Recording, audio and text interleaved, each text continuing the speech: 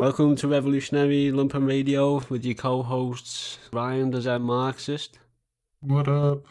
and myself, Shibby.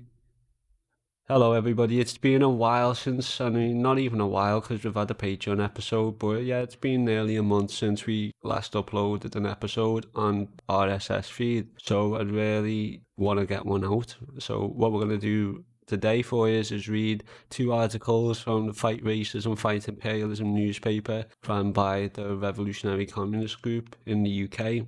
We're going to go through an article on Hong Kong called Imperialist Hands Off Hong Kong. We're going to read one on trans and non-binary rights that have been tossed up into the air. Just want to say thank you everybody for the support, all of our patrons. It goes a long way. It does make the editing process better. What we really want to do here is really improve the quality on all of our episodes. So I'm halfway through Capitalist Realism now. I spent a lot of time on it. I've went back to it like 3-4 times because I really want to make it amazing for you. So, uploads might be a little bit slower, but the quality is going to be substantially higher and it will be almost unrecognizable to our older episodes where there was still a huge learning curve there. So without further ado, we'll go into the Revolutionary Communist Group, Fight Racism, Fight Imperialism, an article, Imperialists, Hands Off Hong Kong, created on Tuesday, the 4th of August 2020, and written by good comrade Bob Shepard. So, on the 30th of June, responding to the demonstrations and rioting that had struck Hong Kong, the People's Republic of China, the PRC, passed a new national security law for the territory. The law bans political agitation calling for independence for Hong Kong and any collusion with a foreign country or external elements endangering national security. So that was on the 30th of June, responding to the demonstrations. Some people are coining like a colour revolution in Hong Kong, because obviously Hong Kong belongs to China. Let's just throw that out there. And they're in a transition to obviously retake the territory that was stolen from them by Britain before getting the masses of China addicted to opium. Last year's demonstrations were primarily organised by capitalist interests supported by pro-imperialist forces, initially to oppose a new extradition law with mainland China. That's what started this fiasco, although the Hong Kong government withdrew the law in response to the protests. The demonstrations still escalated with calls for independence and attacks on symbols of the Chinese Communist Party. Sections of the demonstrators have displayed British and US flags and called for either Britain or Trump to save Hong Kong, alongside chauvinist slurs. How do you say that word, please, Ryan? Chauvinist. Chauvinist slurs against mainland Chinese people. If you want to read more on that, you can see FRFI issue 272, October-November 2019, titled Hong Kong's Misdirected Protest. Have you got any thoughts on that, Ryan? Just on the extradition law, it gets withdrawn, but the demonstrations still escalate. And more specifically, have you got anything to say on the calls for independence by, Britain and the United States?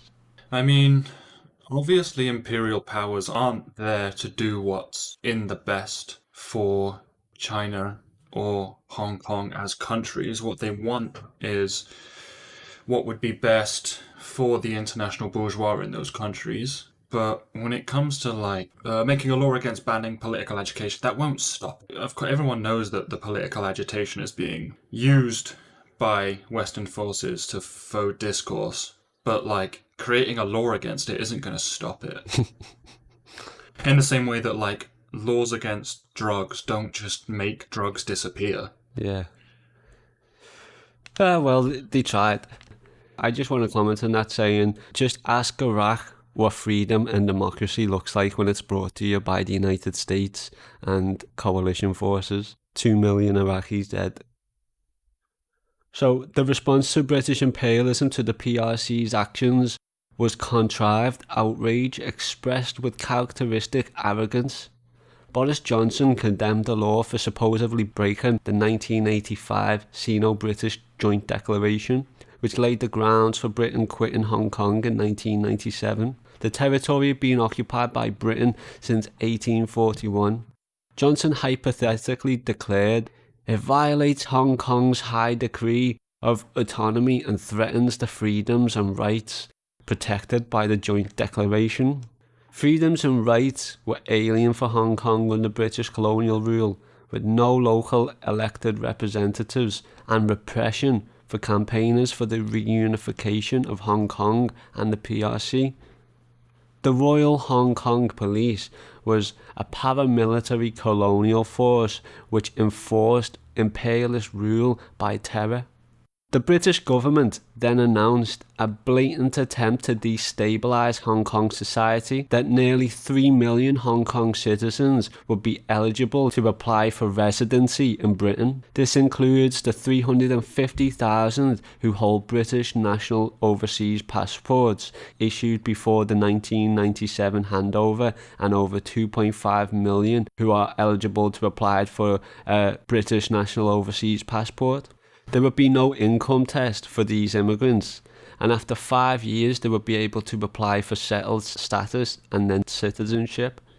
A stark contrast to the dehumanising racist regime that usually faces migrants and refugees who enter Britain. Yeah, do you remember Zola said this when she's talking about immigrants in the UK on a Diaspora Britain episode, that these immigrants who are coming over into the UK, they have to be highly educated. They have to have university degrees. They have to be going into a job basically immediately. But however, just to fuel the fire in Hong Kong with its citizens and the protesters against the PRC, well, it's completely thrown it out of the table. So they're dropping all the previous inhibitors for somebody migrating to the UK so that people from Hong Kong could come over and probably protect British capitalist territory in Britain if the people ever rise up, if you ask me. But yeah, so that is a stark contrast to the dehumanising fascist regime that usually faces migrants and refugees who manage to enter Britain. Labour's shadow Foreign Secretary, Lisa Nandy, supported the Conservative government's proposals, then went further, calling on the government to force the UN to investigate police brutality in Hong Kong. She called on the government to re-examine its whole commercial relationship with China. In response to these provocations, the Chinese ambassador to Britain, Louis Xiaoming, accused Britain of gross interference in Hong Kong affairs, stating, "Some of the politicians in the UK still have this very strong colonial mindset. They fail to recognise that Hong Kong is no longer under British colonial rule." The British government's artificial outrage over China stamping down on violent protests in Hong Kong is fueled by its need to ally its economic interest ever more closely with those of US imperialism, which is engaged in an escalating trade war with China. This alignment was drawn closer to the 14th of July decision to bar the Chinese company Huawei from Britain's 5G telecommunications network. It was only in January that Johnson had pushed through Parliament the decision that Huawei it's such a messed up word because you don't pronounce it how it looks at all. It's pronounced Huawei. No way. It is. It was confusing to me as well when I first heard someone say it. I was like, what? That doesn't even make sense. So it was announced in January that Johnson had pushed through Parliament the decision that Huawei could participate in the development of 5G network. This has now been reversed, mainly because of pressure from the United States. Pressure which includes sanctions against Huawei, preventing it buying US software and technology. Labour's response has been to criticise the government from the right, accusing it of not taking national security seriously enough and not barring Huawei earlier. Shadow Minister for Industrial Strategy, Chi Onwara, declared it had been clear for some time that there are serious questions as to whether Huawei should be allowed to control large sections of a country's telecoms network, yet the government refused to face reality. Their approach to our 5G capability, Huawei and national security has been incomprehensibly negligent.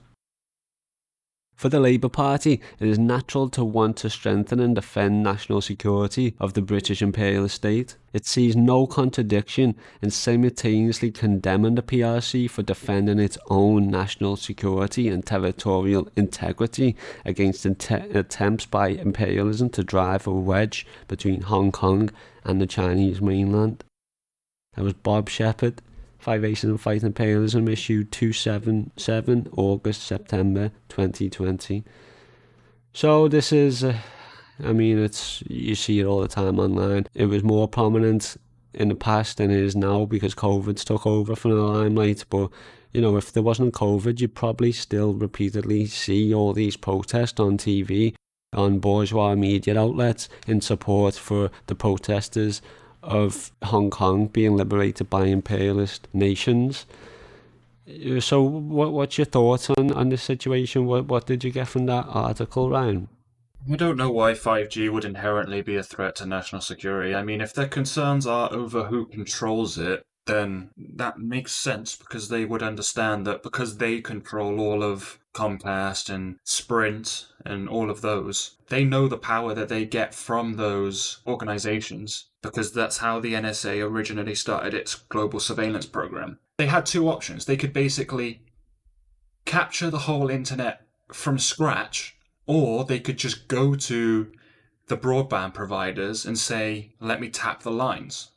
And they did that along with the cell companies, the cell towers, Vodafone, all of those.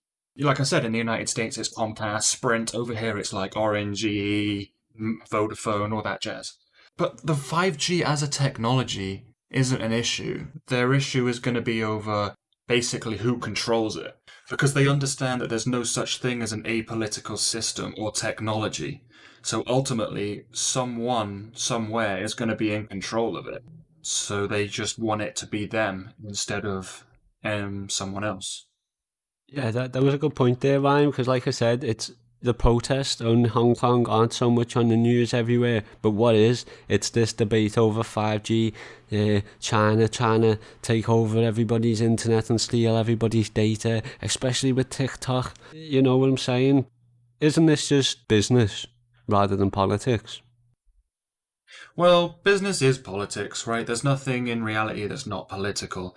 Like, business is definitionally political because businesses are built off of private ownership of the means of production. That's capitalism, right? And the political system is set up to protect the economic system. So the economic system in any country is primary, and the political system exists to protect the economy.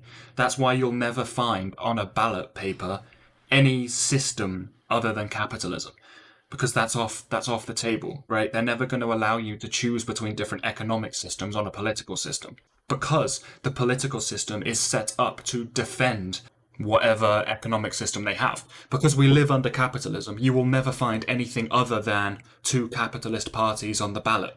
Those parties exist to protect the economic system of capitalism. Yeah. Yeah. So what do you think of this whole scenario that nearly 3 million Hong Kong citizens would be eligible to apply for residency in Britain? I think I've seen something as well in Ireland, but I think it's being rejected by the population in Ireland where there'd be a beautiful countryside and they were willing to donate I think it was like hundreds of miles to a new Hong Kong immigrant colony within Ireland. Have you heard about that? What do you think of nearly 3 million Hong Kong citizens being able to surpass the previous restrictions that there was in the UK for migrants and immigrants alike? Yeah, I mean, honestly, I'm not surprised. And this just seems like the Western imperial forces bargaining chip with whatever forces they collaborated with in Hong Kong to make it happen. They would have had to go to them and say, look, listen, if you do this for us, and allow us to wage, the counterinsurgency, blah, blah, blah, media operation, whatever, then we will allow, however many citizenships for you to come over here, right? It's just a bargaining chip. It's just a political, if you do this for me, then I'll give you these citizenships. That just seems what it's like to me. It's just a deal that's been made. Yeah, it makes them somewhat look like the good guy, doesn't it? Like, oh my God, how generous is Britain? We can move over to Britain and live like the rich people. That's just not the case in Britain whatsoever. Fucking hell. And even for like the US or Britain to actually determine what's going on within the territory of Ireland, for them to plan a Hong Kong colony within Ireland that's not even part of their nation, just shows the extent of insanity, the madness of capitalism, and the complete disrespect for the people. So look at it the other way around. Imagine if Britain had just turned around and said, let's just take these island people and put them in Hong Kong and build like Irish Hong Kong. I mean, that's blatant colonialism. Do you know what I'm saying? Like, wow, it's fucked. Yeah, but because we live in, one of the imperial cores, the imperial core is seen as a prized place to get to, which is why you can use that as a bargaining chip with other nations to say some of you can come and live here. It's the same reason that if you have like an English passport, it gets you pretty much anywhere, right? Because Mm. that's the soft power of the history of this country that's enabled that to happen, that's carried forward to the day. Yeah, it's good having a passport because you get to go on holiday to all these places all around Africa. We defeated the Nazis in that country, and for some reason, that's what enables our power over it. So ever since we liberated these countries from Nazi Germany, whether it is in Africa, whether it is in Europe, whether it is in fucking wherever, rather than actually capture the territory, I guess that we did build. I mean, just look at Israel. Israel is a made-up state, and the world and territory and borders were cut up after World War Two. And who done that? Well, it was the Allies. So it was like Britain, US, and some of Europe agreeing to territories and that. And because they've literally made the map after World War Two. Yeah, I mean, I would also say that, Western participation in the defeat of the Nazis is greatly overstated. Like, it was mostly the USSR, let's be real. Obviously, we were there, we played a part to some degree, but it was mostly Russia, and America did basically fuck all at that point. America loves to, ride in 10 seconds from the end of the match and take the whole credit for everything. But they never wanted to get involved in the war. There were, Nazi rallies being held in New York at that time. The president at the time didn't want to get involved in the war. He actually ran on a campaign of not getting involved in the war. This was at the same time Nazi Germany sunk two US civilian cruise liners, and the US was still refusing to join the war. Yeah, I don't know which one you're referring to because I think I read something about one of them. I think it might have been the Lusitania was deliberately sunk to get them involved in the war. Torpedoed, yeah. If you've read, Smedley Butler's War is a Racket, you'll know that the actual reason that America got involved in World War II was because of Wall Street and the banks. So the banks had lent so much money to Europe in World War II that they couldn't afford Europe, or I shouldn't say Europe because I guess Germany is Europe. It was, the Allied forces. They couldn't afford the Allied forces to lose the war because of all the money they'd lent the Allied forces, right? And if Nazis win the war, they're not going to pay America's, the debts of their enemy, right? They'll just never get that money back. So when they realized this, that they actually couldn't afford the Allied forces to lose the war, they actually had to get involved themselves. And that's when they joined the war, when they realized that it was looking like we're going to lose. And when they realized that we're going to lose, they realized, oh, if they lose, we don't get paid. We don't get our money back because they were defeated, which means the Nazis win it. The Nazis aren't going to pay the debts of their enemies. So then they had to get involved and actually fight the war. And that's what I'm saying about them turning up in the last 20 seconds of the war, taking credit for everything. And you can actually see it in polling. So if you go back if you go all the way back to like 1950, people were asked questions like, who was mainly responsible for the winning of World War II. And it's like 70, 80% USSR because it was. And then in the 2000s, you ask them the same questions and it's like 80% United States. And that's just propaganda, right? Like, the United States didn't want to get involved in the war. They didn't give a fuck. They didn't get involved until the very end when they realized that they wouldn't get paid if they didn't get involved. And then suddenly they got involved. And you know this because even the president himself, Woodrow Wilson, right? He ran on, I'm not getting involved in the war. So he was elected on a platform of not getting involved. And then a year or whatever into his term, he was like, oh yeah, okay, let's go. Right, let's get involved. And obviously it's because the banks run everything. And the banks, got in his ear and said, hey, no, you're doing this. Like, we run this shit and you're going to go to war. And we've just lost Pearl Harbor. Yeah, there was that too. But wait, was that even the same?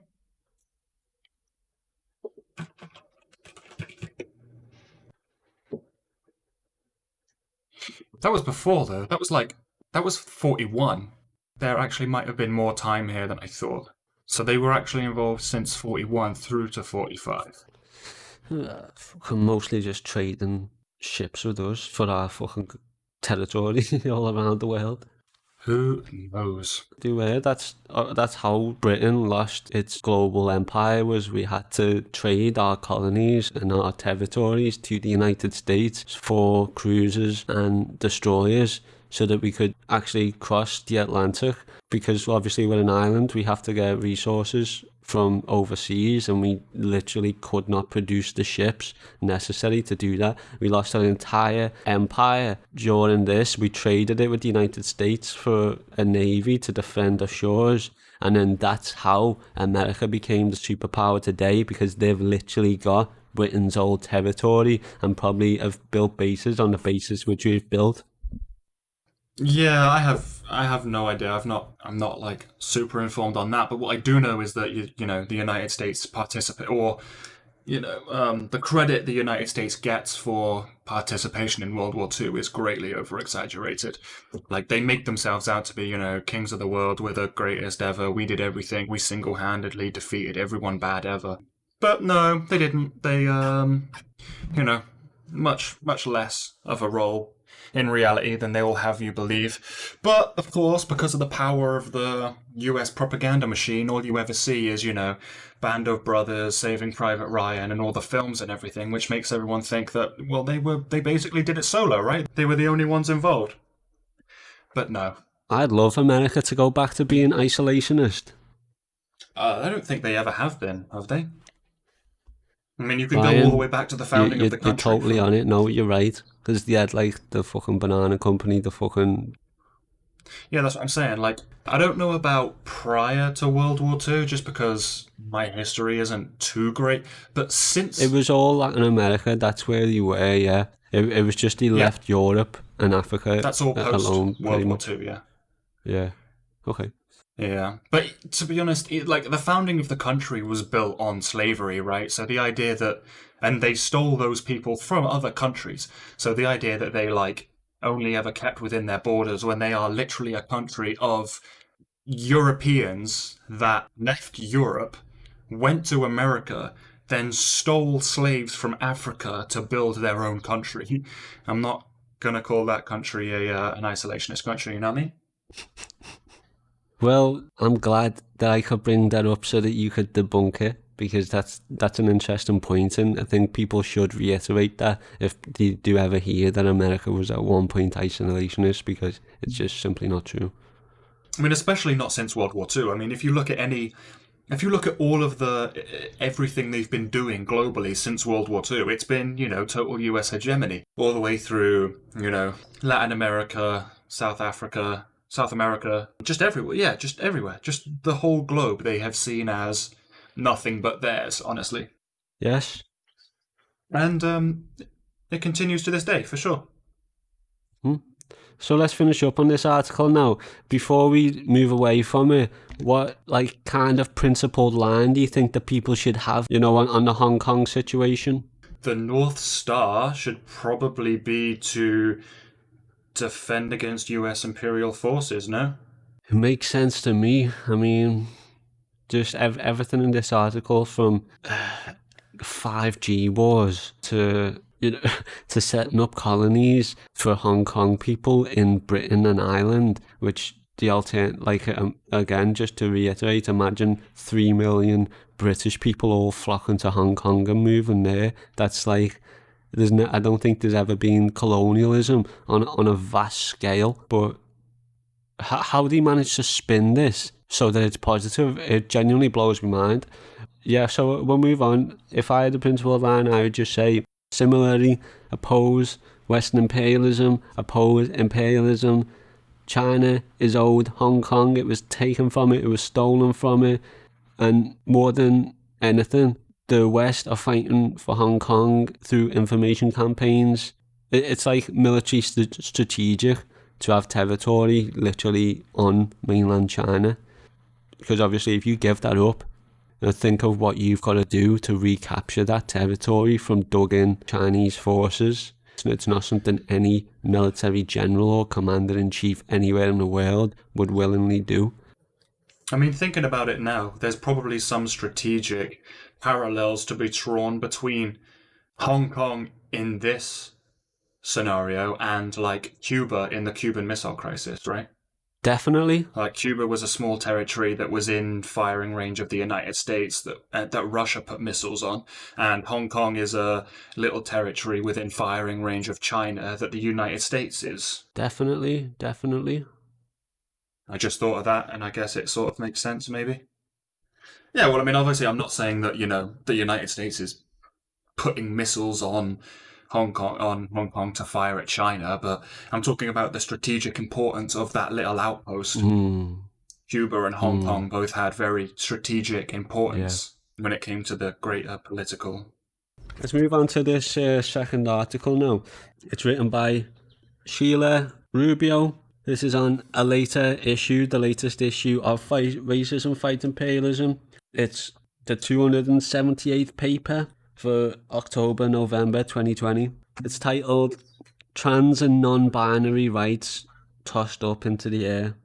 This is all going to be quite informative to me, I imagine, because I've never took the time to actually indulge in, the thoughts and the feelings and the theory of trans and non-binary people. I've of course came across many. I've seen what they're sharing. I'm obviously completely in solidarity with all pros everywhere. So yeah, I'm looking forward to being caught up with the news on this struggle that people are up against at the moment. Okay, so I'll go into it. On the 27th of September, Equalities Minister Liz Truss laid bare the government's contempt for trans and non-binary people in a written statement that was a slap in the face to all those that have campaigned for reforms to the 2002 Gender Recognition Act. The reforms included then Prime Minister Theresa May's pledge to de-medicalise gender transition and were promised in 2018 following a government survey responded by 108,000 predominantly LGBTQ people. So this referring to Gender Recognition Act in 2004, it was to demedicalise gender transition. So I guess that's to say it's to open it up to people if they want it, rather than to say we need it for medical reasons, which could be for mental health or like physical reasons. So that was a huge leap forward for trans people, and it was in fact the biggest step forward that the UK has ever taken for trans people. Truss only promises minimal administrative changes to the GRA, like moving the entire process online. 38% of survey respondents said that the process was too bureaucratic. Well, lo and behold, what have we been talking about? Bureaucracy and capitalist realism. Check out that theory episode. So, reducing the fee from £140 to an unspecified amount. 34% said it was too expensive. It's crumbs for the hungry. Not a peep in response to either the 64% of respondents who want to scrap the requirement that gender reassignment only be granted to people with medical gender dysphoria, or the 80% who wanted the requirement of medical reports removed. The announcement of 3 new gender clinics to be functioning and cutting waiting lists by about 1,600 by 2022 is a red herring. These new clinics so-called, are actually pilot schemes that have been operating all summer in London, Manchester and Merseyside, offering appointments to some of the 13,500 trans and non-binary people currently waiting for the first appointment. Truss argues that the Equality Act in 2010 allows service providers to restrict access to single-sex spaces on the basis of biological sex. This gives the all clear to discriminate against trans people. There is no mention of non-binary people having no recognition in the GRA. This comes mere days after the landmark tribunal confirmed that under the same Equality Act, non-binary people are protected against discrimination at work. Mrs. R. Taylor versus Jaguar Land Rover, in brackets. This is another attack on trans and non-binary people from a government determined to roll back the human rights of all oppressed communities. Already, in capitalist Britain, a quarter of all trans people experience homeless. 89% have considered suicide. Many forced to wait years for often expensive gender affirming treatment. It does not have to be this way. In socialist Cuba, trans and non-binary people are offered free healthcare and gender affirming treatment. There will be no trans liberation under capitalism. Instead, we must strengthen the fight back for socialism and against oppression in all forms.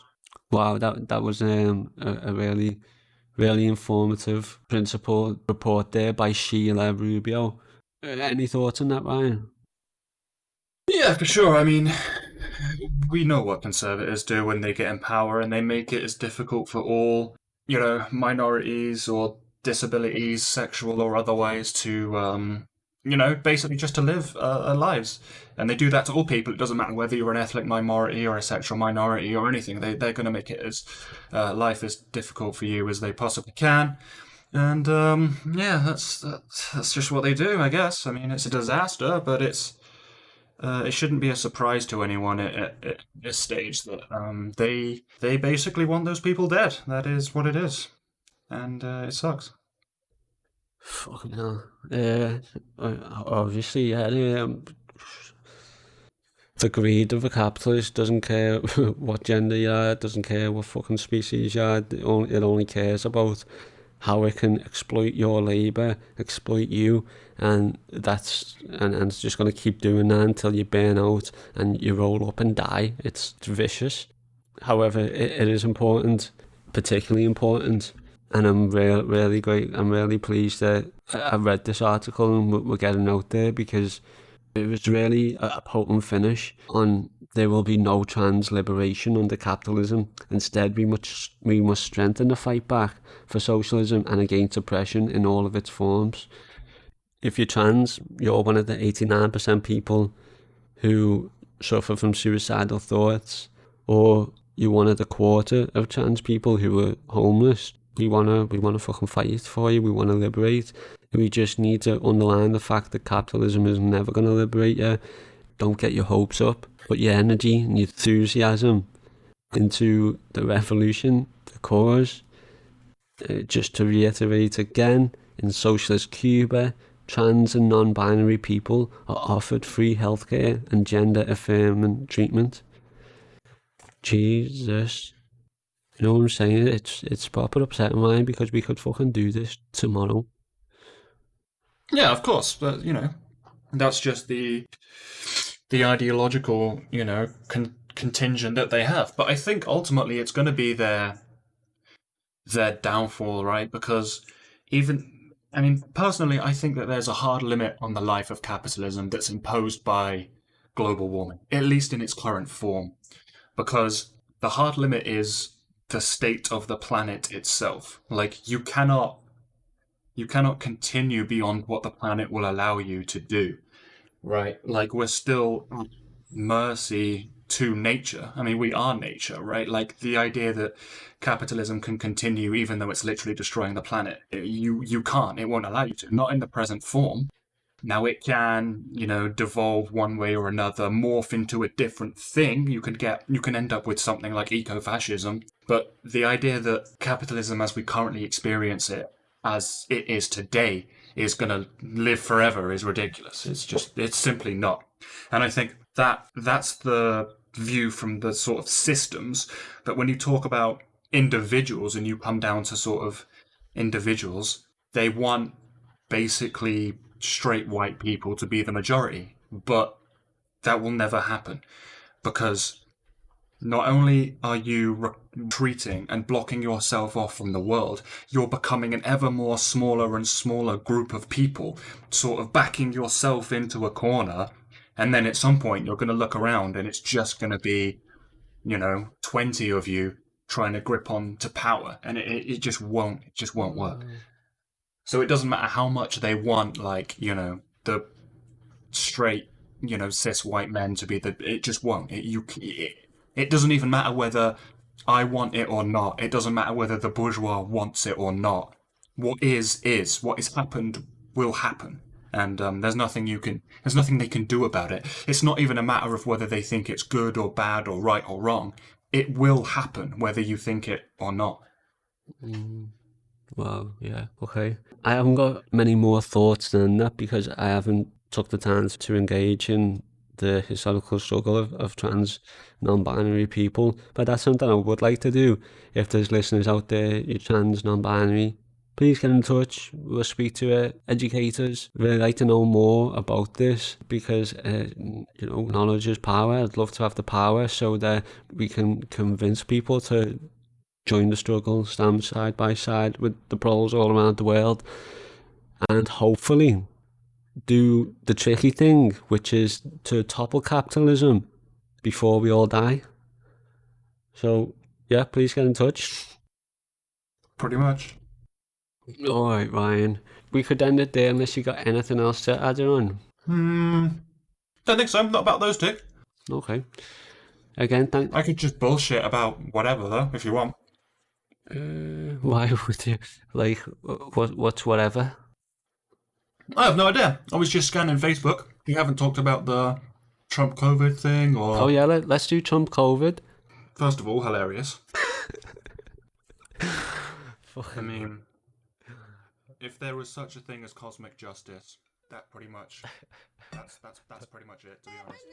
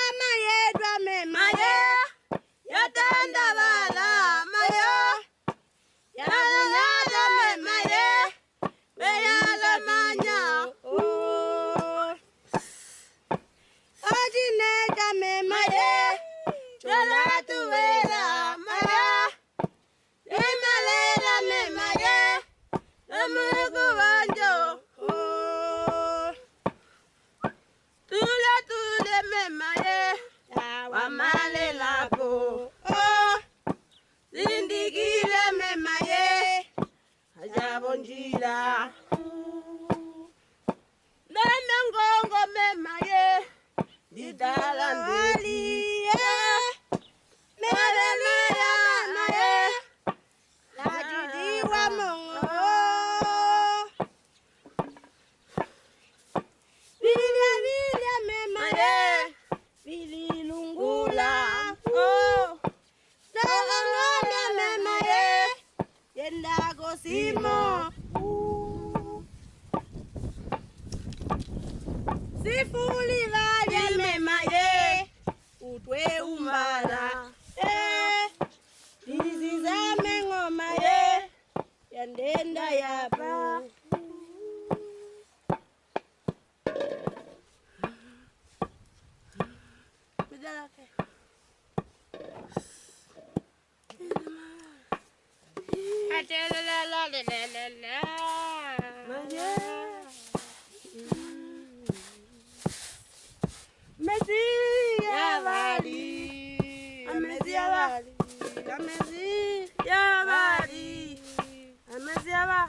Yapili matundeko wapya amesiawa ukozalaga tugalala amesiawa amesiawa oh amesiawa amesiawa owe amesiawa andi tambelinga mama ndito andi tambelinya mama ndito sumbili koma nduko yacho Sumbili kongo otanyo yacho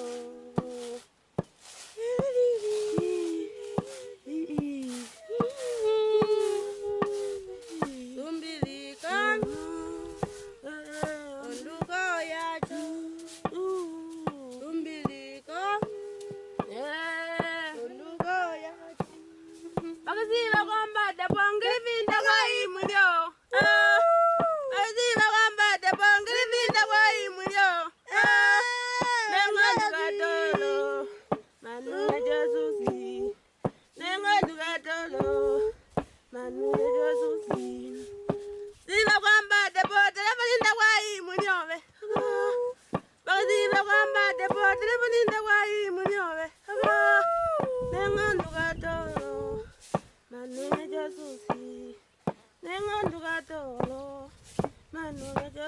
Ola wange uvelinda wivaluka Ola wange uvelinda wivaluka Oh tandiko mungila poshaire Umai mungila pomandinga Tijikale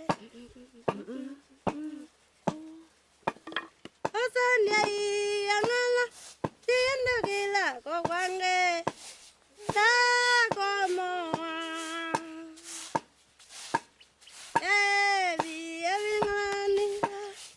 Kavanjale kokotito wange Toke kovanumbu wange Welekete we ndakomo Welekete we ndakomo Tali upange wanga eneva kwe Ukula Atulingilo mikomo iso Eneva kwe Ukula Atulingilo mikomo iso Apatunda Apatakata Wakwalonga kakoyuka Apatunda Kapatakata Wakwalonga kakoyuka Tali upange wanga eneva kwe Ukula Atulingilo Damayaba Ajiboke